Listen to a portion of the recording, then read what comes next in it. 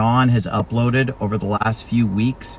Suffice it to say that a lot of what he said is embellishment, exaggeration. It's totally out of context and distorted, although some of it is, of course, based on a kernel of truth. Some of what he's saying is just outright lies that's not based on reality whatsoever, okay? But there's one thing that I do want to address, which is this thing that he just keeps hammering over and over again, that I supposedly lied to my congregation.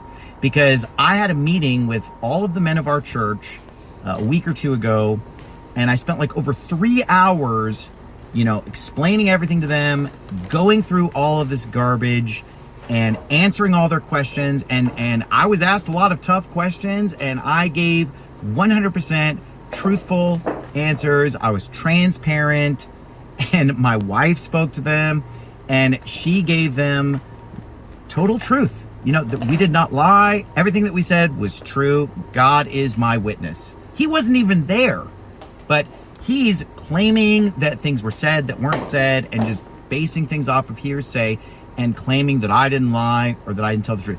The only thing that I didn't go into in that meeting was things that go on between me and my wife in my bedroom, okay?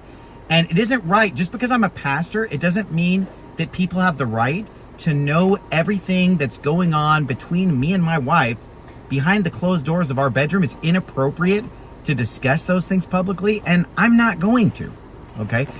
He, at the beginning, when he first made his video, is singing a totally different tune than what he's saying now, and anybody who just watches all of his videos can see that they're not even internally consistent. His testimony changes from video to video. Okay, and it doesn't agree with Isaac, who's supposedly, the second witness or whatever, even though Isaac tells a completely different story. And, again, I'm not going to sit here and go through all of the stupidity of that. But, he's claiming that I lied because I said I didn't punch my wife. And he's saying, well, I was never accused of punching my wife. Yet, here's his first video where he literally accuses me of punching my wife. But I know there were a couple of outbursts where he would just bam, hit her in a fight, bam, hit her, bam, hit her. But then he says, oh no, that never happened. I never made that accusation.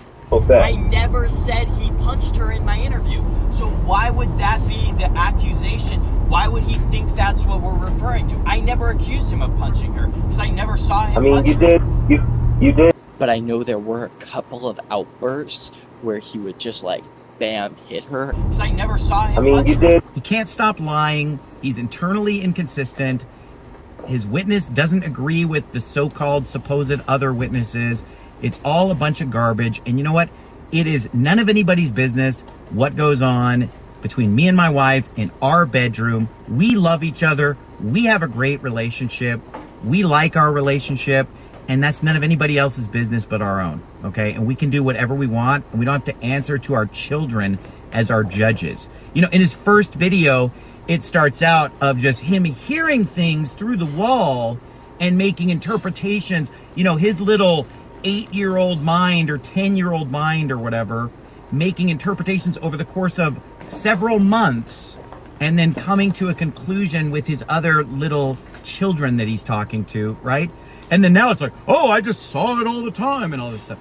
Well, here's the thing about that is that you really think for 1 second that my wife and I do these kind of things in front of our children.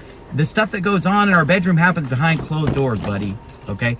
And this is madness. In the first video, he heard something and made a conclusion.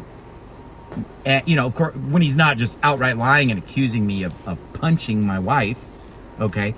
But the stuff that he heard, guess what? He doesn't know what's going on. He misinterpreted it. And, now he's just, in the subsequent videos, upping the ante because he's not getting what he wanted. He wants me to get fired. He wants to destroy my ministry. And it's not happening. Not a single person in my church has asked me to step down. And in fact, everybody's just encouraging me to continue.